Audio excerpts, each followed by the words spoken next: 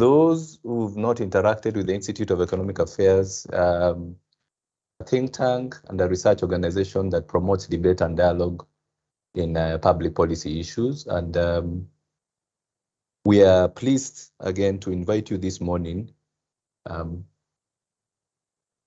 to share with you our analysis of the Agano Party Manifesto. So the Institute of Economic Affairs is a research organization that works in 6 thematic areas. We have a public finance program. We have a program on constitution law and economics. The 3rd program is on trade and development. The 4th is on regulation and competition. The 5th is what we call futures and foresights. And the last program is what we call popular economics. Now, this morning, 3 of my colleagues from different programs, and I will introduce them before we get started, will be making a presentation of manifesto, unpacking it, and we'll have like a three-part analysis. So before we get started, I'd just like to mention and remind our participants that on the 14th of June, we analyzed and shared with you that analysis of Azimio la Umoja, One Kenya Alliance Inawezekana agenda. And that was followed by our analysis of the Kenya Kwanza plan, the bottom-up economic transformation agenda, which we shared through a webinar, a similar platform, 3 weeks later on July 8th. So this is the 3rd series of analysis of manifestos, and this is something that the Institute of Economic Affairs has been doing every 5 years. We analyze manifesto of different presidential candidates as a way of educating them, and basically as a way of meeting our mission of public education. So without further ado, I will not preempt what the Agano Party Manifesto has, and it's actually dubbed the Badilisha Manifesto. And so my colleagues, we will get started with Leo Kemboi, is a program officer working in the Constitution Law and Economics program. And so he will take us through the background and the theory of government, basically focusing on the 8 challenges that have been outlined in this manifesto. So that will be in the first part of this of unpacking this manifesto, and that will be followed by Fiona Okadia, who works in the Regulation and Competition program. She will dissect. So in the manifesto, we have 12 aganos, or 12 covenants, if you like. So Fiona Okadia will take up the first 6 aganos, and then thereafter, we will have Maureen Baraza, who works in the special programs of the Popular Economics program, taking us through the last 6 aganos. And then Kemboi will come back again, Leo Kemboi will come back again to conclude. And the conclusion will just basically focus on some of the hits and basically the misses. Then once we are done with the 3-part analysis of the manifestos, we will then open it up for plenary or Q&A session. So that will take about 50 or so minutes. So what I will do, I think as soon as the first presentation is done by Kemboi, the rest will just follow, so I will not interject. So we'll have the part 1, Kemboi taking us through that, and then the first 6 aganos, Fiona, and so on until the conclusion. So I will not interject, and do so as the presentations flow smoothly. So without further ado, I would like to welcome Leo Kemboi to take us through the background and theory of government based on an analysis of the 8 challenges that are outlined in the manifesto. Kemboi? Yeah, so thank you, John. As introduced, my name is Leo Kemboi. I work at the Institute of Economic Affairs. We're going to have a discussion about the Agano manifesto. I'm going to do the first part and then my colleagues will follow. So what we've been doing for the last 2 manifestos we've analyzed is to assess those manifestos for understanding of what is the theory of government. And the theory of government comes from 2 conventional ways. First, a constitutional order, as prescribed in the Constitution of Kenya 2010, and secondly, from conventional economic thinking. So we assessed the Azimio la Umoja and the Kenya Kwanza on this question, and what we've done the same for the Badilisha Manifesto, and it's our main rubric, because if candidates fail to understand the role of government, it will be a major clawback on how they run either the public finance framework and generally the provision of public goods. So in contention is that governments exist for any free market orientation. Governments exist for 2 functions. First is to provide public goods, and public goods are goods that are both non-rivalrous and non-excludable. Just to give an illustration so that it's well understood, for example, during the COVID-19 pandemic, government's role was to provide the public good of disease control, which is preventing the spread of that disease or mitigating the effects of that disease. And that's why it was justifiable for government of Kenya to spend billions of money in buying vaccines and other measures, providing different measures. So that's an example of a public good. So include, for example, providing the infrastructure for sewers or water distribution. So it's different as things per se. And then, so our reading of the manifesto is that it does not make inference to public goods, and neither does it make inference to key elements of what the government of Kenya has been mandated through for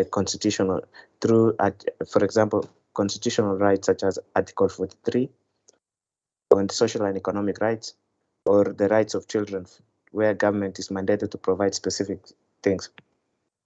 Second question is that, so the second issue in theory of government is that it does not split, there's no split between church and the state.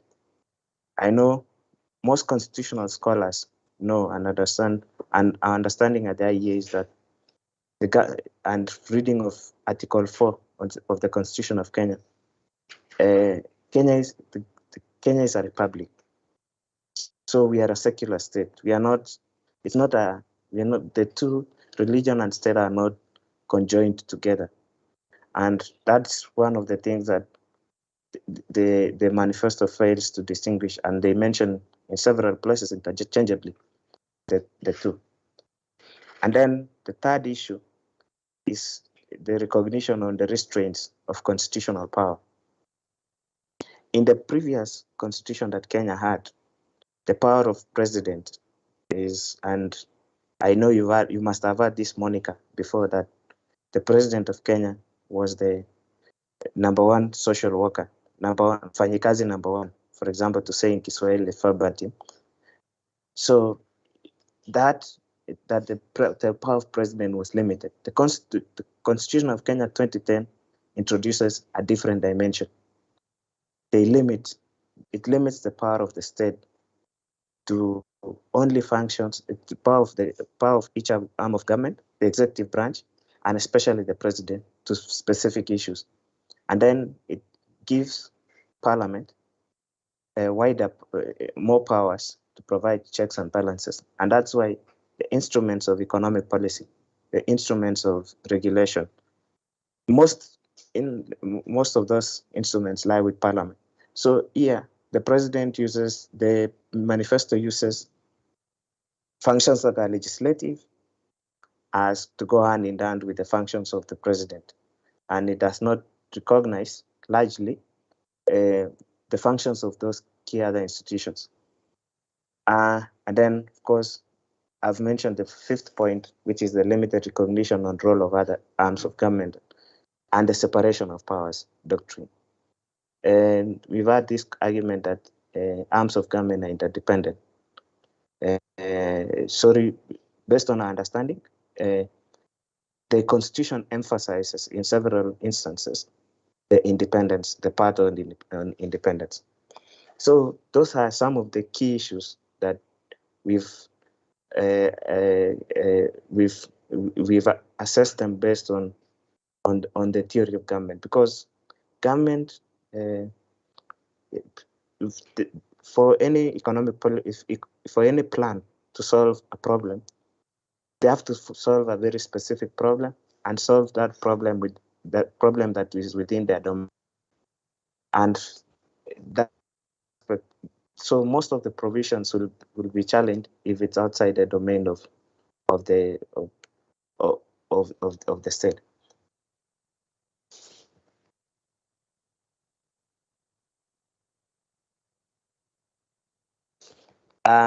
Second question, the challenges we face. So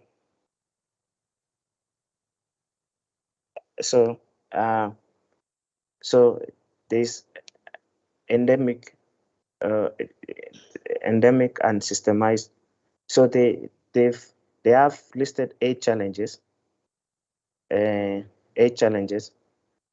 different challenges, and these form part of the, and this is like the rubric. They've analyzed Kenyan economy and listed some of those key challenges and provided them so that they can, and then out of these challenges, they've provided 12 covenants, which they call the Aganos, to different parts that my colleagues will speak about. So the first challenge is a question of endemic and systemized corruption. And for us, no one quarrels with that question. And we agree that there is endemic and systemic corruption. However, the plan would have had more favor if it had gone into specifics. For example, part of the problem that we've observed in the last 5 years is the pervasive problem of corruption, of procurement fraud. The other forms of corruption like payroll fraud, the issue of ghost workers. Of course, now the primary problem comes this systemic failure to conflict of interest. The other people speaking about the issue of state capture. I've written extensively on the issue of state capture in Kenya. So a little bit more of clarity on that would have provided the specificity, because if the party wins, this would be the first thing to deal with. So they'll be dealing with specific things related to corruption, because corruption alone has become sort of like a cliche. But there are specific forms of corruption like payroll fraud, ghost workers. Remember the reforms that are being done around that have never yielded much. And the questions, for example, like procurement fraud, dams that are built that were never meant to take off, the way contracts are skewed, and those are other specific issues. So, because corruption it's not like corruption is like it's a holy term, not more specific. And then the second question is the high cost of living. Assessment of this again is that it's correct.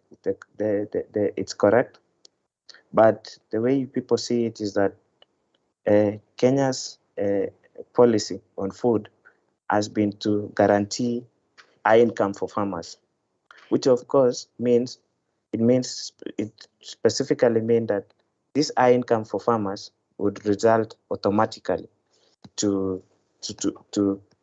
expensive food for consumers. So if you guarantee farmers income, you guarantee food to be expensive. So of course, it's a result. The high cost of living is a result, but these others is not. So they identify the question of taxation as one of the issues, but we feel that it's Kenya's structural policy. It's a policy that is that is the problem. The third question is high level of unemployment. Kenya, all conventionally, labor markets slow. You will get more unemployment if sectors of economy are not productive enough, or there's a slowing economic growth, or it's an agrarian economy. So there are two things. The human capital element, you build the human capital element, you attract more FDI, more FDI, you introduce efficiencies in terms of capital allocation by ensuring that those regulations are effective, so that the labor market, the lower levels of unemployment will be as a result of so many other policies in between. So, but it's the correct assessment. But the problems that have been listed as part of that is what is contentious. Negative ethnicity, and here they mentioned that tribes have organized for selfish gains. Our assessment at IE is that we disagree. Tribes do not organize. It's people. People organize around. Kenyan politics have been organized by politicians who with specific names. These people exist, and then they've organized politics around the issue of tribes. So it's not necessarily tribes organizing. You cannot say Kenya organized. It's either the government of Kenya through the president or the others organized, but it's not. So yeah, it's also a question of conceptualization, and this is something that Kenya struggled with, and we saw this struggle even during the BBI, the different forums of BBI. Those documents assess the problem that it's tribes organizing or groups of tribes organizing together, but it's not necessarily the same. It's not tribes cannot organize. It's people organize, and specific politicians to be precise. Then of course, lack of effective engagement and facilitation for young people. Everyone largely agrees with that. However, this could be construed as ageism, which is the ageism is like a form of stereotype that only young people matter in the economy. The focus of government, and this is very important, and that's why Article 27 focuses on equity and equality, and it outlaws and forbids any form of discrimination whatsoever. That's why the focus of government of Kenya, just to emphasize, should be to drive an economic policy that works for everybody. From 2040, in the next 20 years, the structure of population of Kenya will change.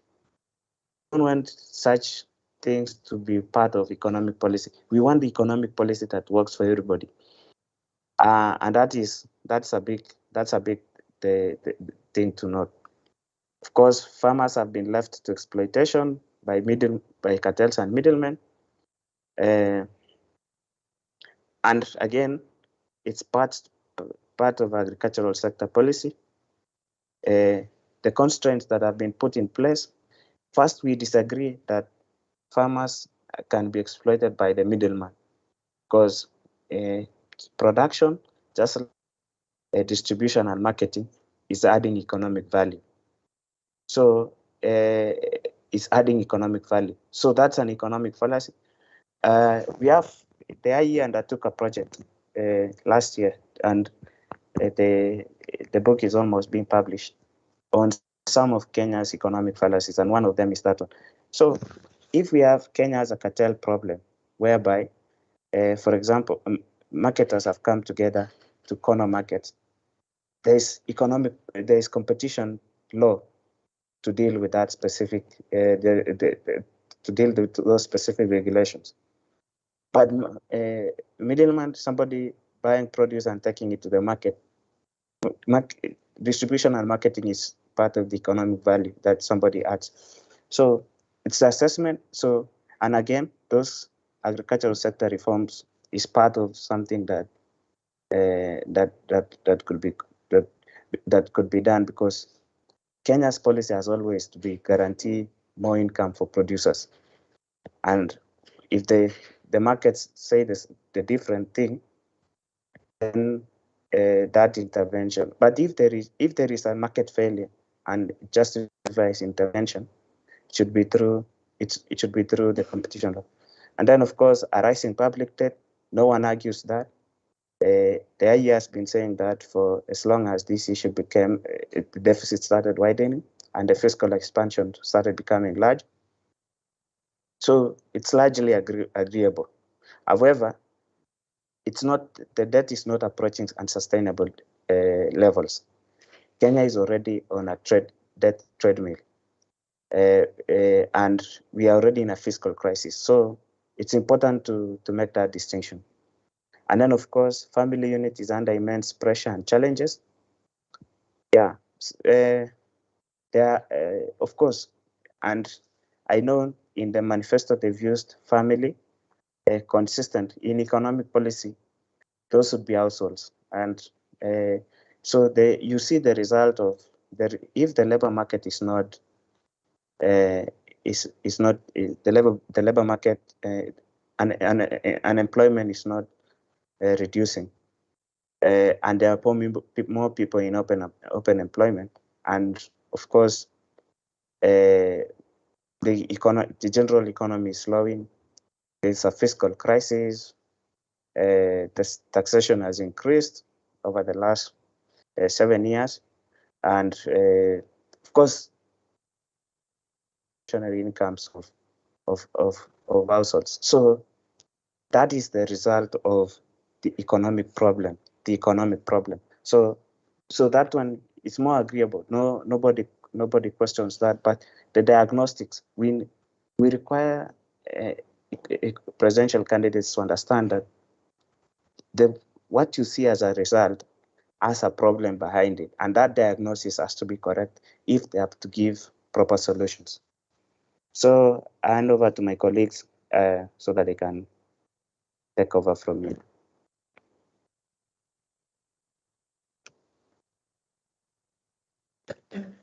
Thanks, Kemboy. So I'll take us through the Agano's 12-point agenda, myself and Maureen. So according to the manifesto, this is what they imply that the manifesto is built on. And the plans touch on different issues, from constitution to the family to business owners, workers, Yeah, so they're divided into just different segments. So that's the diagram and how the 12 are. So the constitution, environment, economy, workers, religions, all the way up to the youth, PWDs, and women. So the first one is the constitution, and one of their pledges is to respect and defend the constitution of Kenya and guard it against attempts to mutilate it through unprocedural amendments. It's a very good pledge, but yet when you read through the manifesto, you can see a lot of contradictions with this, including where they hope that after the elections, they'll be able to convene a task force that will dissolve the Nairobi County, and then the Nairobi governor will be an appointee of the president, and also he becomes an automatic member of cabinet. Another example is where they hope to move the Asset Recovery Agency to the presidency, yet this is an institution that operates independently together with other bodies. So that's just, it shows that in as much as they have a good objective, they probably have elements that they should think about eradicating from their manifesto.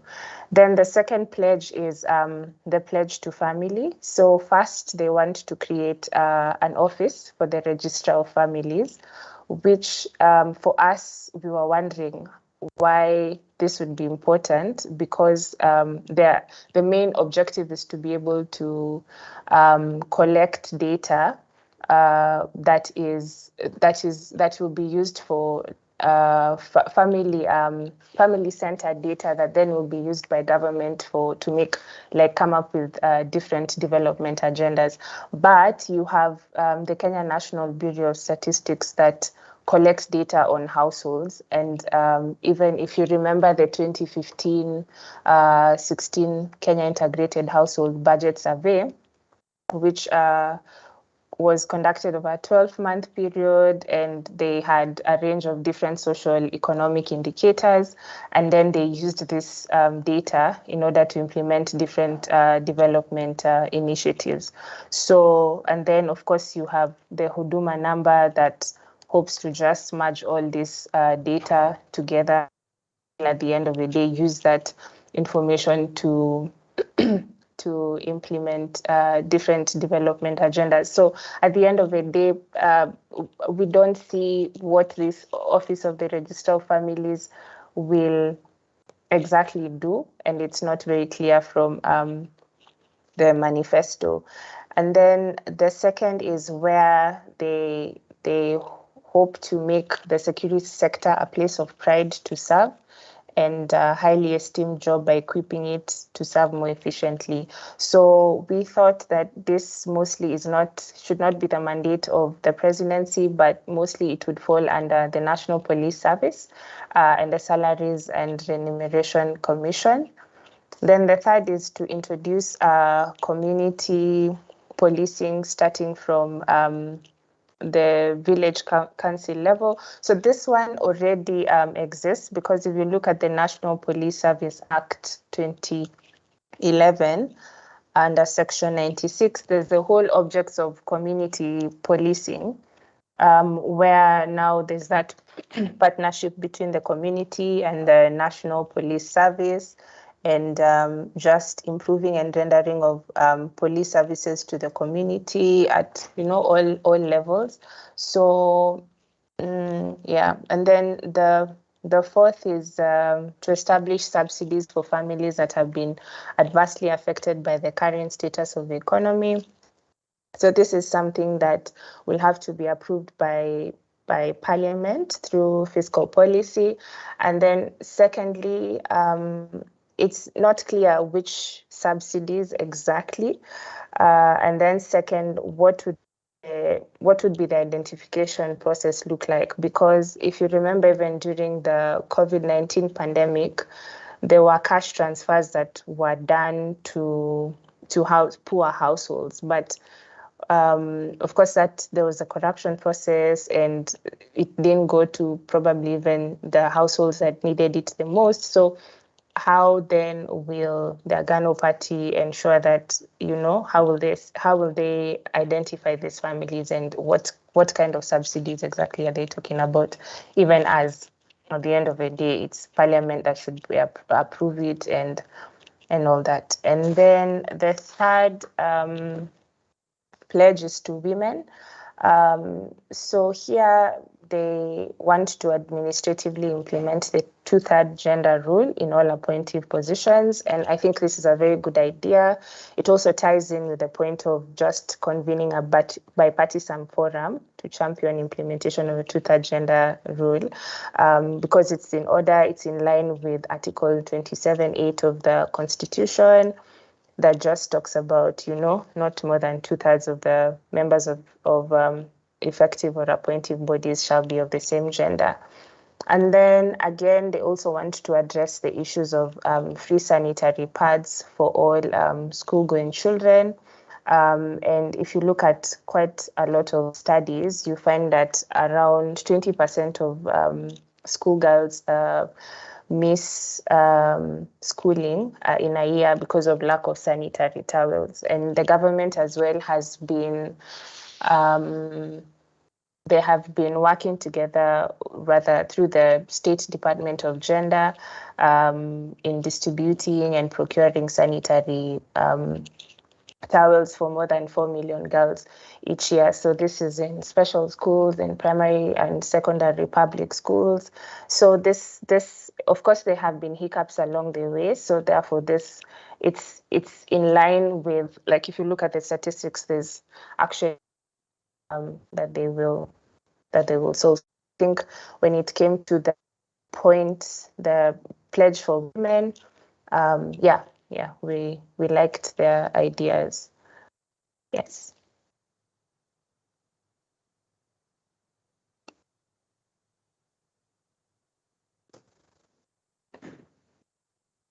Okay, I'll be presenting for the slide on the youth. The Agano Party manifesto commits to enhancing alcohol reservation to youth from the current 30% to 50%. We find this as classism, since why did they choose just only the youth, and they didn't consider other groups.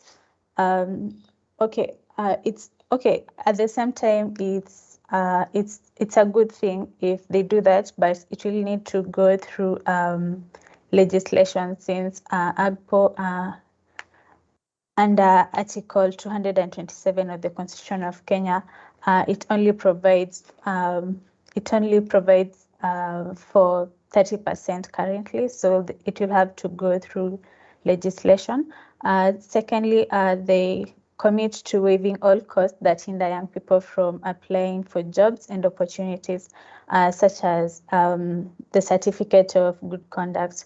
As you all can remember, last year there was a bill that was amended, Section 9 of the Employment Act of 2011.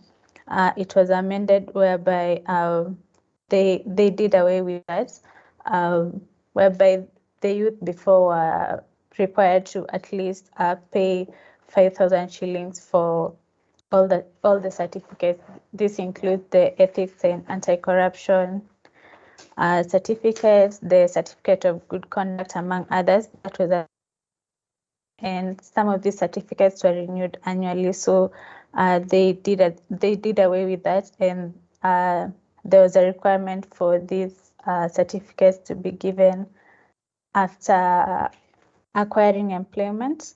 We also find at the same time, why are they waiving the cost for the youth? Because even old people are still looking for jobs.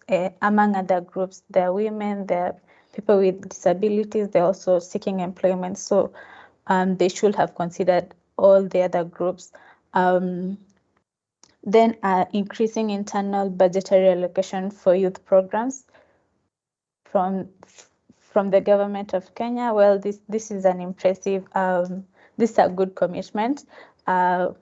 Since the youth programs will be funded, maybe for creative activities and employment activities concerning the youth, and even funding youth businesses that are coming up.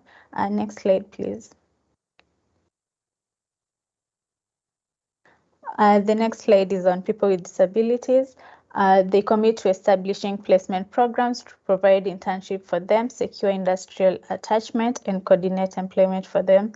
Well, this is a good commitment, but at the same time, the Persons with Disabilities Act 2003 offers reservation for employment for persons with disabilities. So already this already exists, and also they are committing to organizing the people with disabilities into circles and provide them and position them to conduct businesses on a larger scale, access credit and markets, and negotiate better while saving for future growth and financial security. Again, this already exists in the Persons with Disabilities Act 2003, Part 3, where the National Council for People with Disabilities provides a reservation for at least provides a requirement for the ministry to sort of lead the circles and cooperatives to provide credit to the people with disabilities.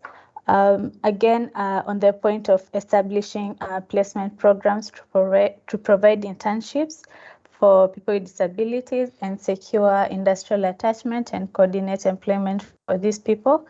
The National Council for People with Disabilities provides a reservation for at least 5% of all casual, emergency, and contractual positions in employment in the public and private sectors. So this is something that already exists and has been there. So it's not something new that they're providing. So both the commitments, they're not anything new. Yeah, Fiona. Okay, so number 7 touches on to the workers. And now for this one, first, they suggest a general waiver of 50% pay. And at the same time, they want to increase the minimum taxable income to 50,000. Okay, so currently in Kenya, you have about 24,000 people who are not subjected to tax because that's the minimum bracket. And then as well, you have now now what he hopes to do is to move this number from 24,000 to about 1.7 million people who are not going to pay pay. So that will significantly decrease government's revenue, because if you look at the 2021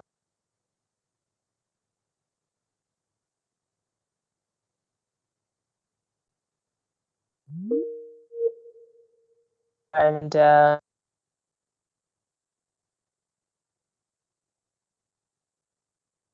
60% of this amount comes from income tax. So unless they have a plan to try and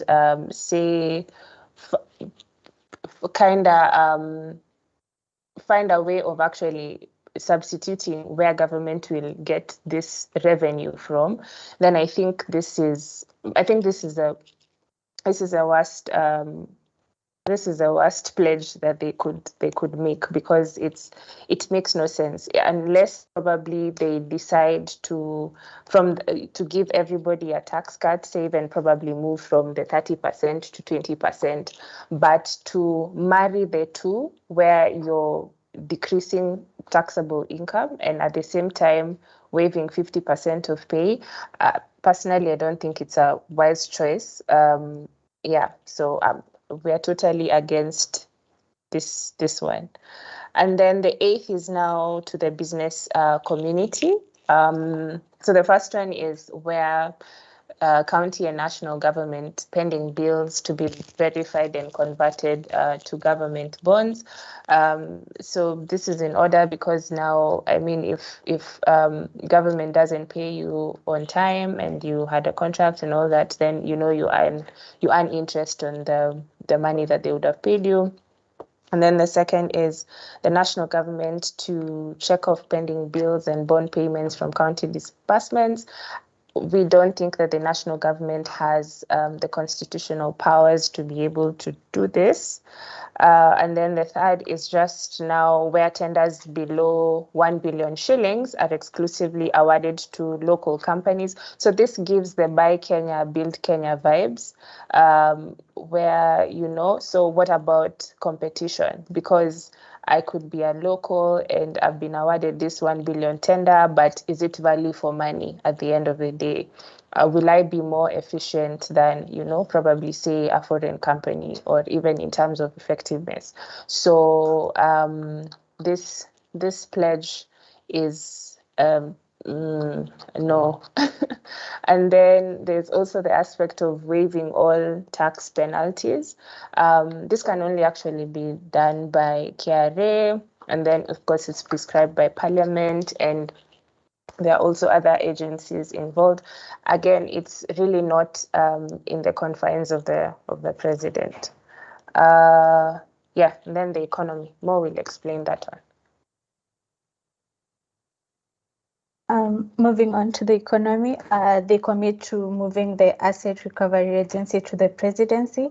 First of all, we find this unconstitutional since it interferes. First of all, it's unconstitutional since we have the roles of the presidency outlined in the Constitution. At the same time, it interferes with the independence of the agency since the agency is supposed to operate on its own and it has its own mandate and functions that have been outlined on how it should carry its own operation without being interfered by another body such as the presidency. They also commit to limiting the total loan repayments by the government to 1 trillion shillings. This will immediately release 350 billion to support the county government, to support government programs. First of all, they've not provided how they came up with these numbers about how the 350 billion will be released to support the government programs. Secondly, in every loan contract that the government signs, they have their own agreements on how to repay back the loans and the interest rates and all that. And if they limit the total loan repayments by the government to 1 trillion shillings, this means the government will default on its debt, the debt that we have currently. That means the government will have to default on some of its loan from different lenders. At the same time, they commit to call for a meeting with the lenders to arrive at a fresh repayment plan to ensure the country does not fall into debt distress. First of all, this is debt profiling is only a voluntary action, and this could send a wrong signal to the debt market since the debtors it's at their own convenience to maybe give what is it called? To give maybe a loan to push for the loan maturity. The government has no mandate at all to negotiate with the lenders on a fresh repayment plan. So this could send a wrong signal to the debt market, and this will mean maybe Kenya will be would be put at a high risk rate of loan repayment. At the same time, they commit to making public all contracts with foreign entities, starting with SGR, Nairobi Expressway, Mombasa, Lamu, Naivasha, and Kisumu ports. For a long time, the public has been requesting to get to see all these contracts, but they've been hidden from the public with just empty promises.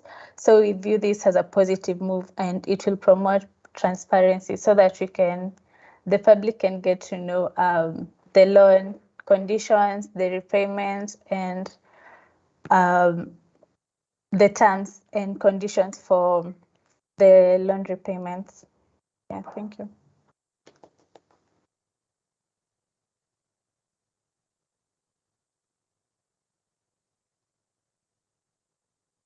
Okay, so the question is on religious faith. This is another one. So they hope to employ all clergy of registered churches as alternative dispute resolution officers in the same way as Cathys. So if you look at Article 169 and 170 of the Kenyan Constitution, it talks about subordinate courts, and the Cathys Court is one of them, and it explains even to do with who would qualify to be a Cathys. So he has to have processed the Muslim religion, have immense knowledge on like the Muslim laws, and at the end of the day, what these courts deal with have issues to do with like personal status, marriage, succession, etc. So when they argue for in the same way as Cathys, it goes to show as if they want to establish Christian courts, and which of course then they would have the same jurisdiction as, let's say, the Cathys court. So maybe then deal with the parties, both parties will have to profess the Christian religion, and therefore maybe also deal with the same things, marriage, divorce, etc. But at the end of the day, this still requires a constitutional amendment so that it can be input under now Article 169, where now the subordinate courts are mentioned. And then the second is that working towards a constitutional amendment to separate religion from state or cure the unequal treatment of religions by the 2010 Constitution. Now, if you look at Article 4 of the Constitution, it states that Kenya is a sovereign state, and as well, we don't have no, actually, that's that's Article 8, where we do not have a state religion. So when they talk about separating religion from the state, probably they would have provided more insights as to what exactly they mean by that, because we don't have we're not a state religion. And then now when you go to Article 4, it's very clear that the state shall not discriminate directly or indirectly against, any person on any grounds, gender, and then they also mention religion. So yeah, so this pledge was not very clear as to what they were going for. And then the third one now is that all clergy from registered churches to be trained in alternative dispute resolutions as government officers. Now, for this one, you don't have to be in the legal profession to be an arbitrator or a mediator.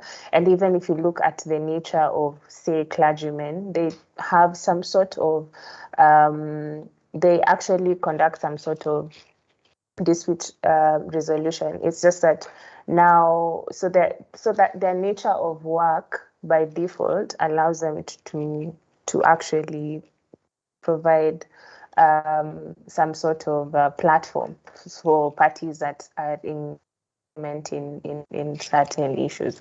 But even though, then at the end of the day, even if they are trained, advantage, because if you look at probably you could argue for decongesting the litigation system, or you can argue that it's cheaper and the parties might save time, or even it's probably easy to maneuver because the parties can easily just converse in a language that is best suited for them. So it's neither here nor there, but yeah. And then environmental sustainability. Maureen?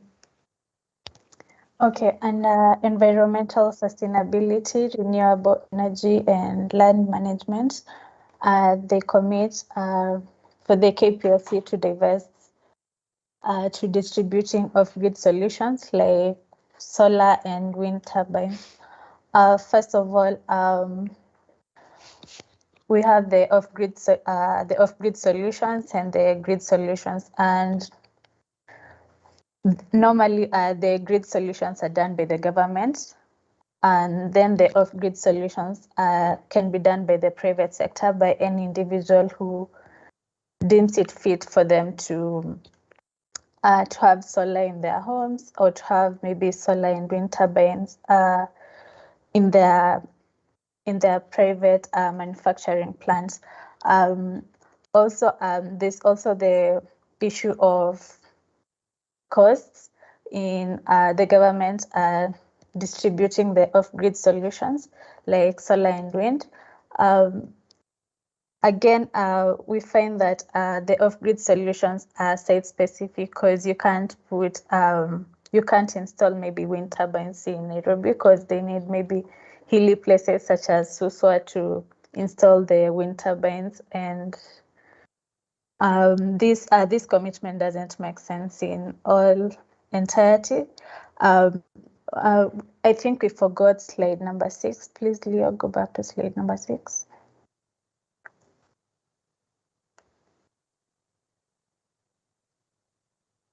On slide number 6, it shows a commitment to the county governments. The Agano party plan commits to increasing counties to 40% go towards the village councils. The North explain how they arrived at the whole idea about village councils. At the same time, the increasing the allocation of 2 counties from the current 35% to 40% cannot be done administratively. It's only through a regulation, and it has to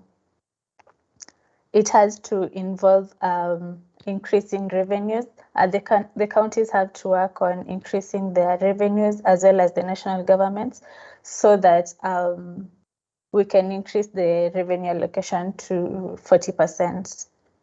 Yeah, thank you. Then we move to the conclusion. Leo. Yeah, so thank you, Maureen and Fiona. So our conclusions. So we've described the assessment of the problem, which is what they call their challenges, the challenges that we have. And then my colleagues, Maureen and Fiona, have described the 12 aganos, or like the covenants, to be precise. And then, of course, part of the, so in conclusion, so proposals, this, because the economic plan, the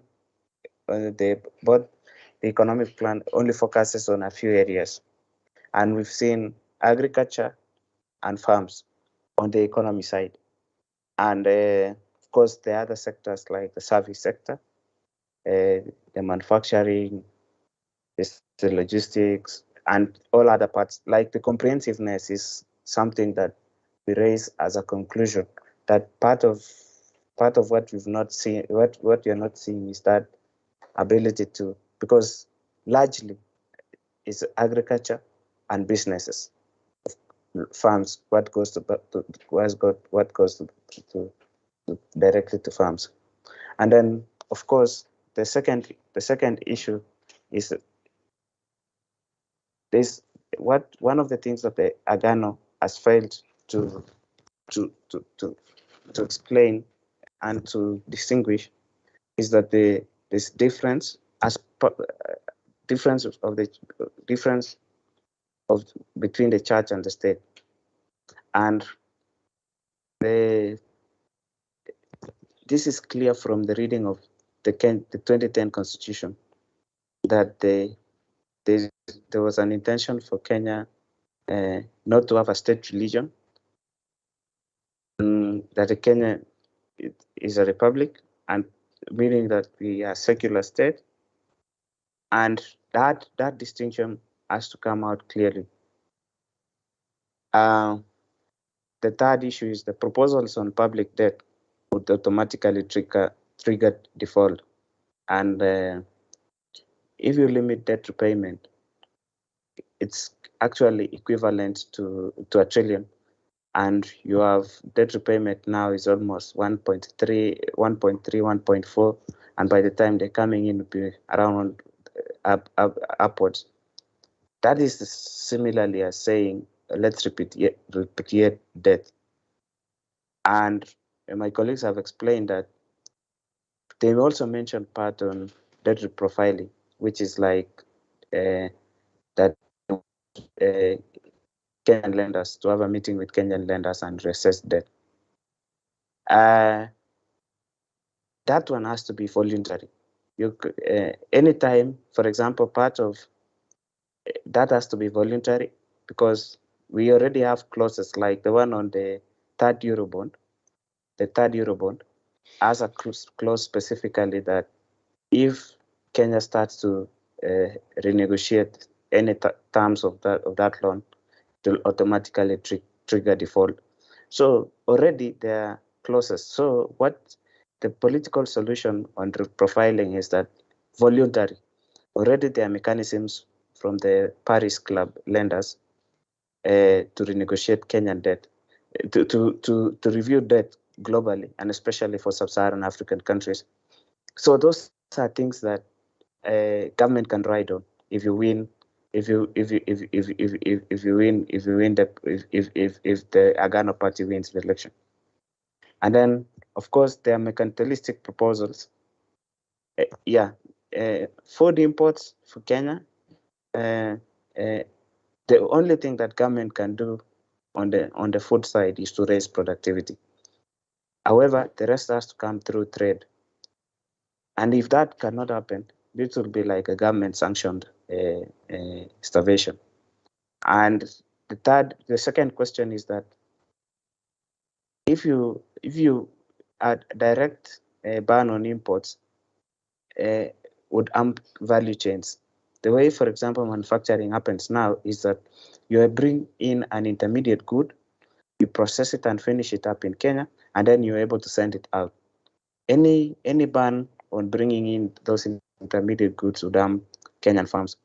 And then, most importantly, the one thing that we have to give this candidate credit is that they mentioned the question of fighting corruption, and they've mentioned it more significantly across all parts of the manifesto. But however, what is lacking is the how, the specific how, and the clear assessment on different typologies of corruption. Corruption in Kenya is not the same thing, and we've explained that, for example, some of the predominantly two types of corruption is procurement fraud, whereby there are so many forms of that procurement fraud again. People split contracts, payment for air, for goods we call kulipia hewa in Kenya. And so some of those key things do not come out strongly in the specific know-how, and the specific to deal with different types of corruption do not come out clearly. Ghost workers, payroll fraud, and so. Then, of course, contradiction in protecting constitutions. My colleagues have already I've already explained this. They've committed to protect the Kenyan constitution, from mutilation. However, for example, they say on one side, they'll start a task force to convert Nairobi to so that they can have Nairobi, the governor of Nairobi can become an appointee of Kenyan cabinet. So they do not recognize that Nairobi City County is one of the 47 distinct governments from other different of governments, and that reversal, that clock on returning Nairobi back to national government cannot happen at present. So predictions on different sides. On one side, the presidential power has been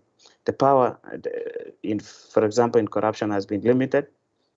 They proposed to take asset recovery agency to the office of the president. So some of those unconstitutional provisions bring out that contradiction.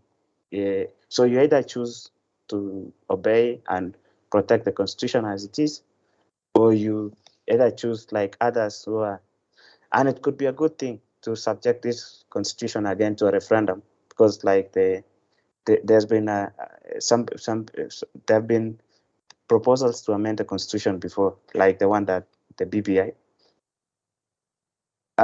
Then, of course, all proposals together shows that the Agano government will be big, and this could mean either high expenditures, or and if the revenues are not growing fast, the taxes are not growing that fast, the rates could be changed, or it could mean more borrowing. So that is what we read from the same.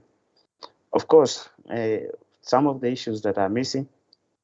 We did content analysis of the Agano manifesto by looking at terms such as markets, market economy, productivity. They speak about production, questions related to competition, privatization, fiscal crisis. Some of the key things that if we were to synthesize essays on Kenyan economy now, like 1,000 essays, you will see some specific words that appear from that kind of research. And these are some of the things that we think are very important and should form part of any of an economic plan of any candidate that are missing. So this is what we conclusions, broad conclusions, and takeaway from that. Thank you. Back to you, John.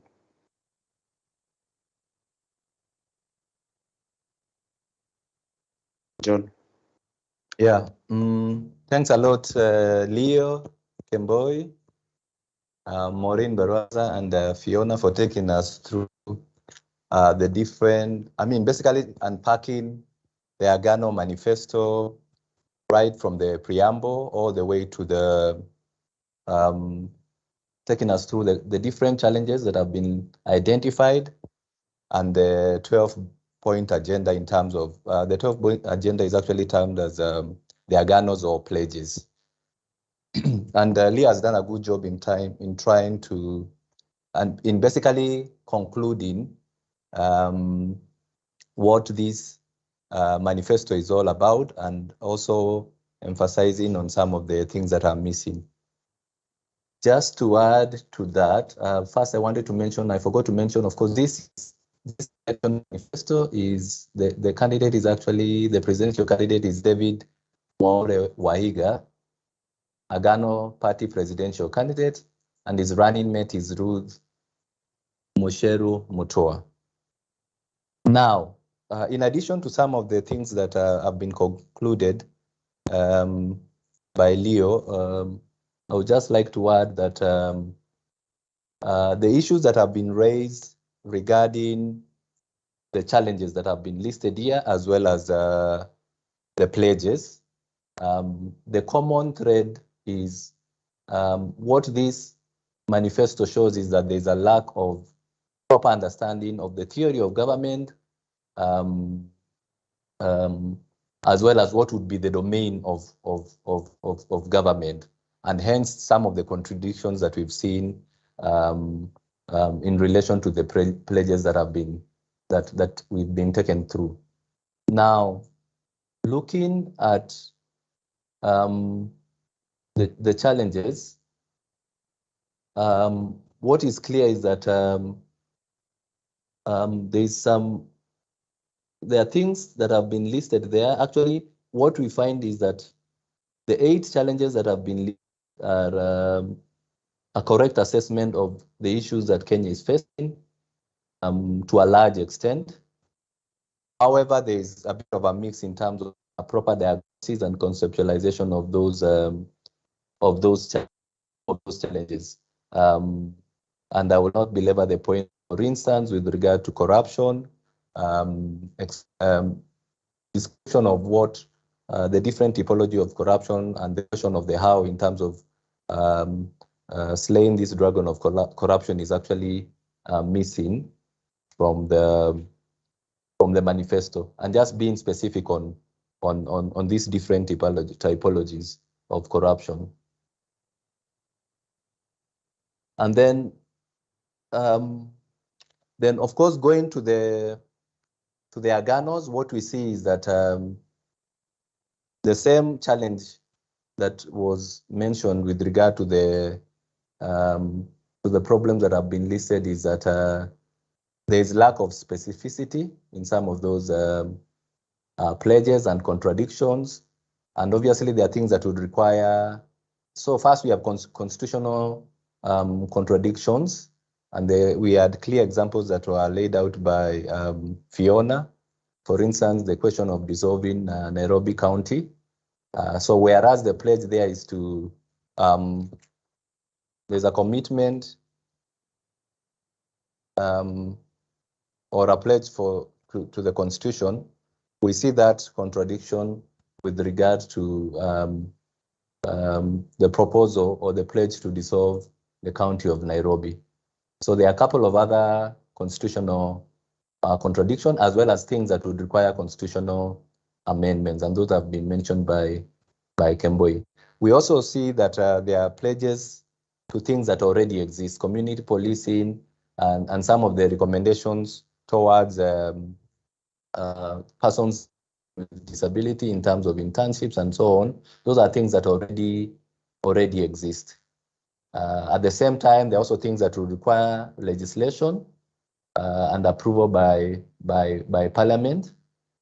And then we see contradictions, or basically what we also see is that in some of these pledges, they come with heavy financial implication. For instance, with regard to the fiscal policy proposals on the tax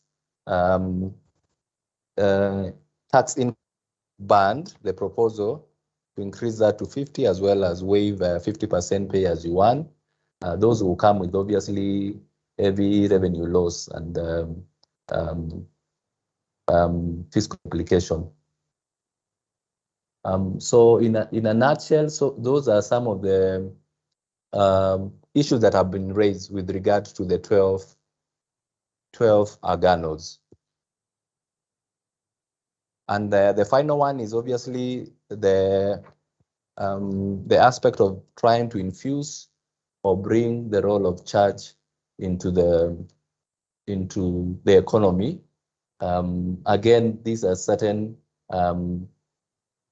implication in terms of contradiction or not understanding the domain of the state, as well as the fact that we are a secular government.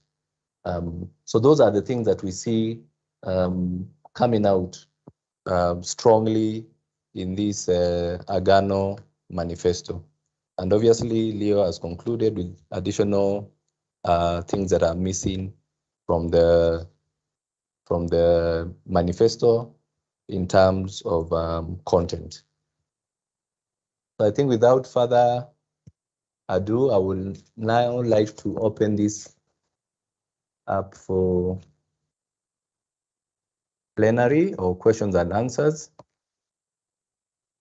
And I already see we have some questions that have been posted on our chat box or in our chat box. But before we go to the chat box, I would like to invite our participants. Feel free to raise your hand and pose your question to any of our three speakers or presenters.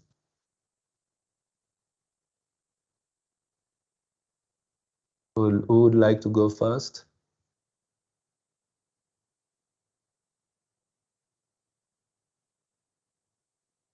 So, Deborah, I see your hand up.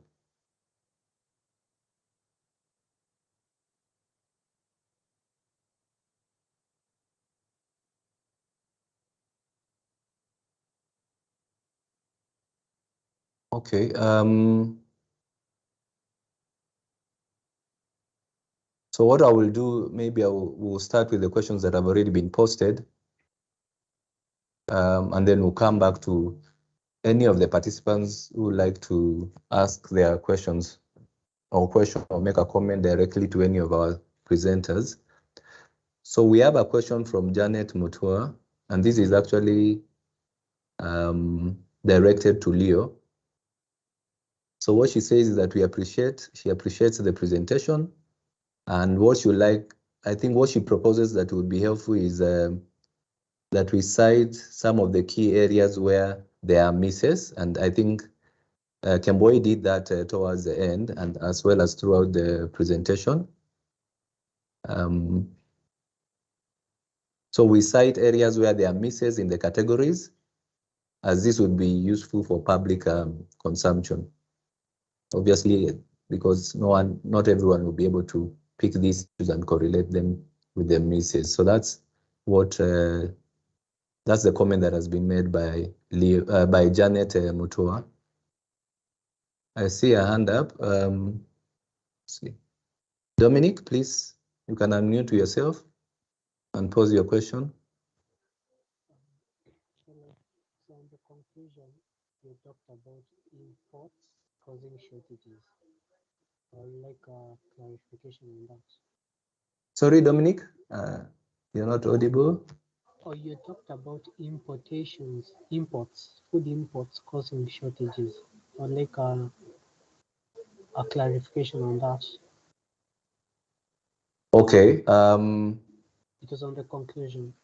On the conclusion. So Leo, you can take that. Please note that. So I will just read a few questions from the chat box. So we will have a first round of responses, and then we'll open it up for another round. So there are two questions posed to you. We have the one on food imports that Dominic has asked, and then maybe there is need to just reiterate on some of the misses. Julius Mololo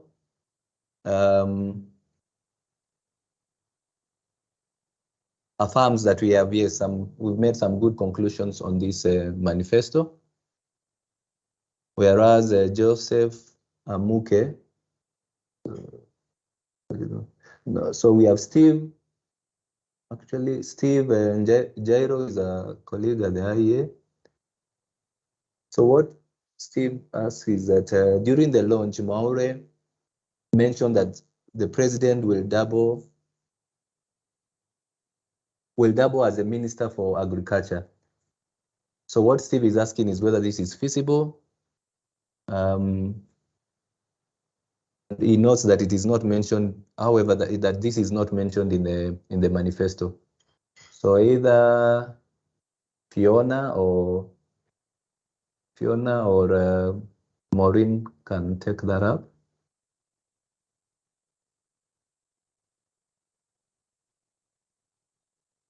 Yeah, so far that's what. Oh, sorry, there is one more from Kefa Simiyu. Again, this is to Leo. So Kefa would love to hear more about the issue of farmers and middlemen. So what he notes is that it's not clear since you commenced with the fallacy of farmers' exploitation by middlemen, then proceeded without explicating to assert that distribution and production are good for economic growth. So could you kindly link this distribution growth with exploitation of farmers and the issue of middlemen? Okay, so I guess we can respond to these questions first. So we'll start with Leo and then Fiona and Maureen. If you would like to make any additions to any of the responses that Leo will make. Thank you. Yeah. So I think I should start with the one of food imports. So we've seen a mercantilistic proposal to ban food imports. So, and that one, if you ban food imports, definitely you'll create a shortage, and of course starvation. Like now at present, last year the agricultural sector contracted, and the maize production at 36 million last year is less, almost 10 million less, 9 million less than what was produced in 2015. So we have a question of productivity, that people see it through the rising cost of living, and this has come from the fact that long rains are failed consecutively, and the same level has not been achieved like what it was in the last decade. So we are saying that's a mercantilistic proposal, and we identified some, like the one on food imports, and why it would lead to starvation, because it will create shortages. That is something that I think is self-evident, because if you are not able to meet supply, of course shortages present itself, and prices rise. And I think this is even the scenario we are. So he's proposing to ban that we eat Kenyan food first before we do something else, and that is something that for us it's a mercantilistic proposal. Yeah. So there's a question on the from Kefa. So I think I need so saying that first, production, distribution, and marketing are roles that are played by different players along the value chain. And for that case, we have in Kenya something we call middlemen. In other places, it's something that does not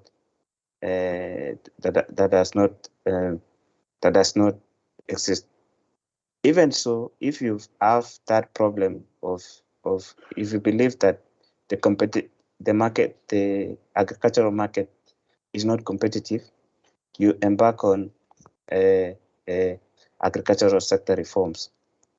So the point is that the question of middlemen being the problem is an economic fallacy, because if a bag of potatoes goes for 2,000 in Marikiti, and I have to go all the way to Narok or to Nyandarua with my truck, do timing for the market in Marikiti and all those things, it's something that you'll be adding economic value.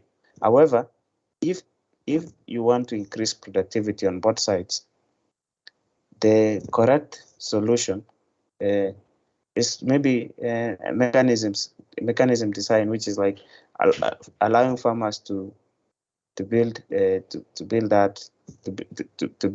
capacity and those kind of things. So I did not say distribution that I need to assert distribution and production are good for economic growth.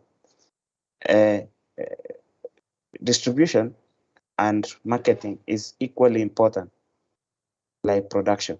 It's value add along the value chain. So, and that is something that I think I need to emphasize. So exploitation of, first, if you're adding value, and then most people feel that exploiting the farmer. For you to exploit the farmer, it means your market share has to have risen considerably, and you are the dominant player in the market. So meaning the market is not competitive, and that there is a competition remedy at present for that. But in essence, to say the inverse is not correct, because but that aspect that people say that exploitation of farmer by the middleman is something that is an economic fallacy. However, there's something he said in addition to the middleman. He also mentioned the fact that cartels, and cartels, there are instruments of competition policy. Kenya has a competition act to deal with that, but you've not seen that massive problem, except for some few industries that require the same. So for me, from that point, what I thought it's important to illustrate is that the diagnosis, the problem is productivity, which means farmers are not getting enough return for that, for their crop, for their yield. And if they are not doing so, you assess that there are so many different kinds of problems. One of them could be the inputs, like the way Kenyans like to say. The second thing could be even that there are climate, weather shocks, and other things. So it's not one problem per se. Yeah. So it's just to add the one of Minister of Agriculture. I don't think this one would be feasible, because our constitution requires the president and the president to only be limited, not to hold any other state office. And the cabinet secretary would be a state office, as defined under Article general provisions in Article 260. Can only be presidential functions, just like the deputy president. The deputy president can only play the functions, presidential functions, which means that the president has to get functions that are set out under Article 1 and other articles in the Constitution. So that aspect that can be, is it feasible or not? And then, of course, the problem with this manifesto largely is that everything else has been brought to one single point, which is agriculture and the moral values of the nation. And that is a big problem, because society analysis on we cannot detail those. Those are not the two problems that conform Kenya. Actually, if you had to ask me now, present, I'd be thinking about exports, FX shortage, and other things, are not necessarily one thing. So back to you, John.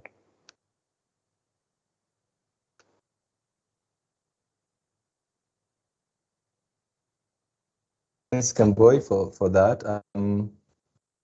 Before we go to the next round, there was a question. I think there were two, to either Fiona or Maureen.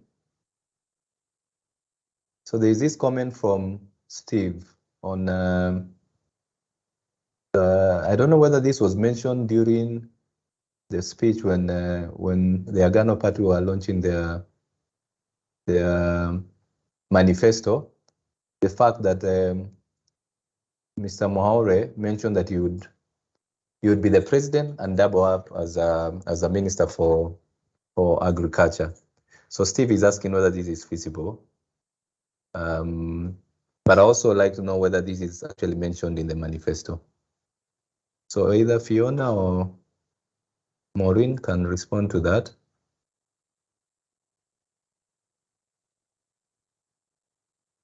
Was that mentioned in the manifesto? Okay, it hasn't been mentioned in the thank you, John. The provision for the president doubling as the Minister of Agriculture has not been mentioned in the manifesto. Also, going back to the Constitution, I think Leo has answered this question partly.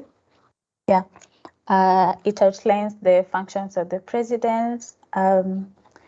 He's also been given the role of assigning and dismissing the cabinet secretaries. So in case he doubles up as the cabinet secretary for agriculture, what will happen in such a case? Because held accountable individually according to the Constitution.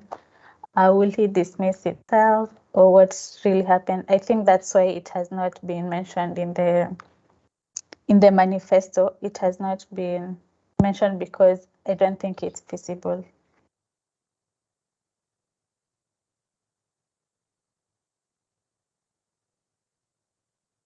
Okay, thanks, Maureen, for that. Any additional comments to the responses that Kemboi has given on the questions that have already been posed? Fiona, do you have any additional comments? No, John. Okay. Okay. So we can now go straight to the second round. I would also still like to welcome the participants. If you have any query, feel free to unmute yourself and pose your question or make your comment. So I see an additional question from Davis Kambale. Basically, it's an observation. So what he's wondering or what he's asking is whether all proposals in the manifesto must be in line with the constitutions. And what he thinks is that candidates should be allowed to make proposals, whether they are in line with the constitutions or those that would require, or whether they are proposals that would require constitutional amendment. Kemboi, you'd like to weigh in on this? Would you like to weigh in on this, Kemboi? Yes. I think part of the function of the president, I think there are two things that we will make of this. I think part of the proposal, the functions of the president are limited, and the functions of government are also limited. What government can do. That's why we have that theory of government. This a solution that exists outside the constitution for competition purposes, like for addressing the issues of the moment and persuading the voter. I know the other presidential candidates, the two leading presidential candidates by opinion polls have largely limited themselves to that amendment of the constitution would be something that is outside but there are two other candidates I've considered, including the candidate we are discussing today, have considered constitutional amendment as a solution to some of these things. So whether those proposals be in the manifesto be in line with the constitution as it pertains to the functions of the office of the president, I think so. It must align with the constitution. The president could wish to have a constitution amended, but that would not be pertaining to his function. So our assessment is based on that the Constitution of Kenya clearly the president, and then we assess those based on those functions. But anything else outside the constitution, for example, to touch on devolution, is something that would be even considered unconstitutional. So there are two things that most people take it. even if there are functions within the executive branch, the president is also limited to what he can do with those. Is also limited to what he can do with those functions. So we are assessing they must be in line as it pertains to his function as the president. But something else outside that would be a no. He can, but it's not saying that it's moral or it's whatever. But for the purposes of assessing manifestos based on the office of the, yes, he must propose a solution that is within the limits of the constitution. But they can, of course, they can also propose the same. So, yeah, thank you, John.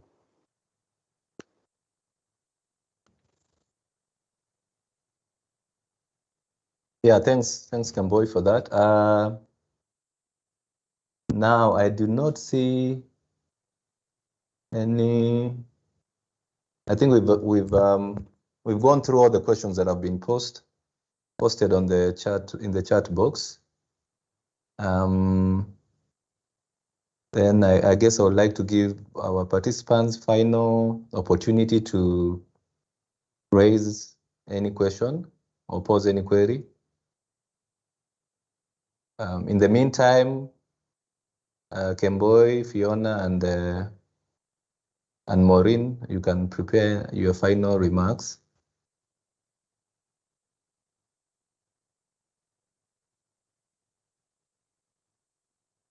Okay, so I don't see any additional questions.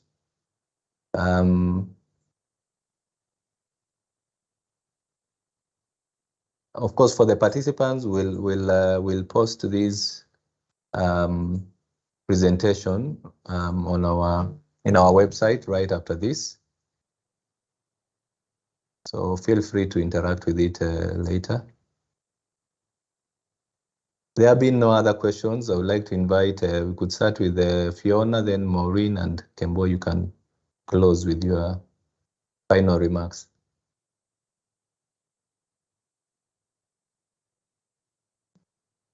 Fiona, any final word? No, I think just to thank the participants for tuning in and listening in this conversation. I hope it was helpful.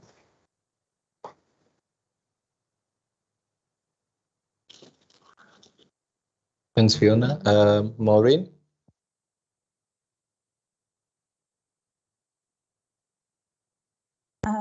Okay, I'll just like to ask whether the Agano Party Plan recognizes the restraints that comes with, I think this was also part of the conclusion, that comes with creation of new posts and all these proposals that they're putting across the cost implications. Yeah. And thank you everyone for coming. Thank you.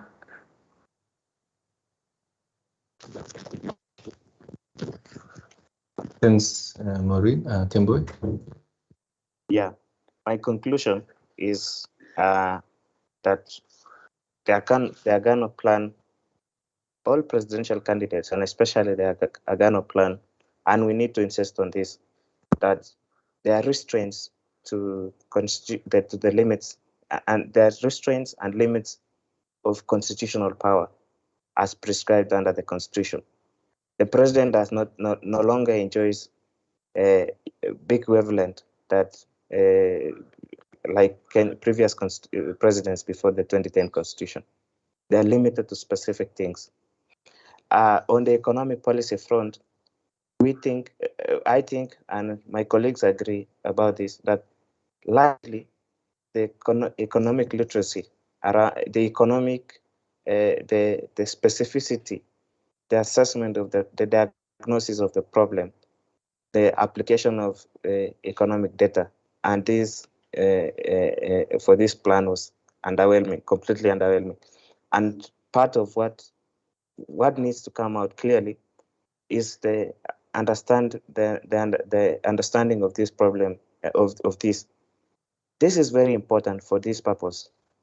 10 years ago, 9 years ago and almost 10 years ago, a government was elected, and this government promised a wide-ranging things, and most of it was most of that on the economic frontier was most of those policy proposals were off on the economic frontier, and we can see the results as a country where we are.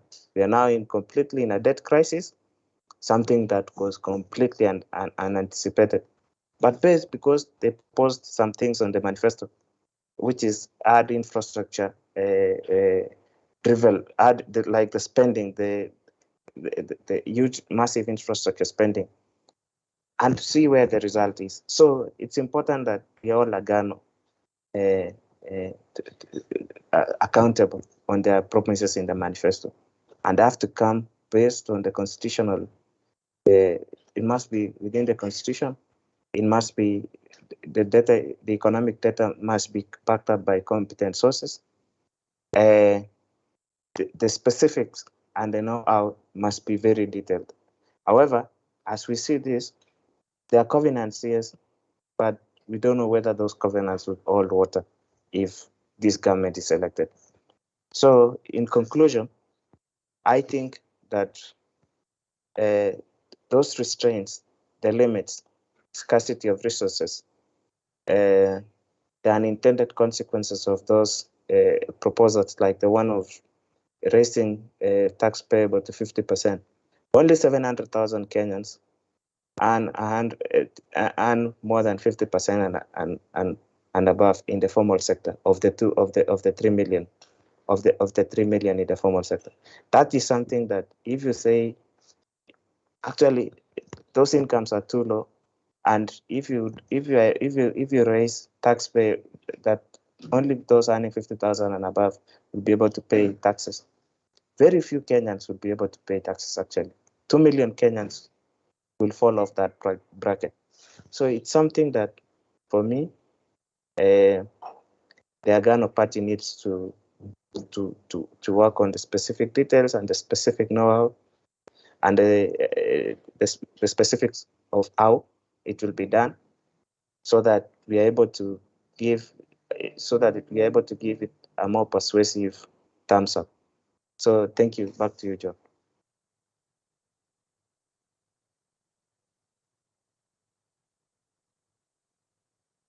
Thanks a lot to our three presenters, Maureen Baraza, Fiona Okadia, and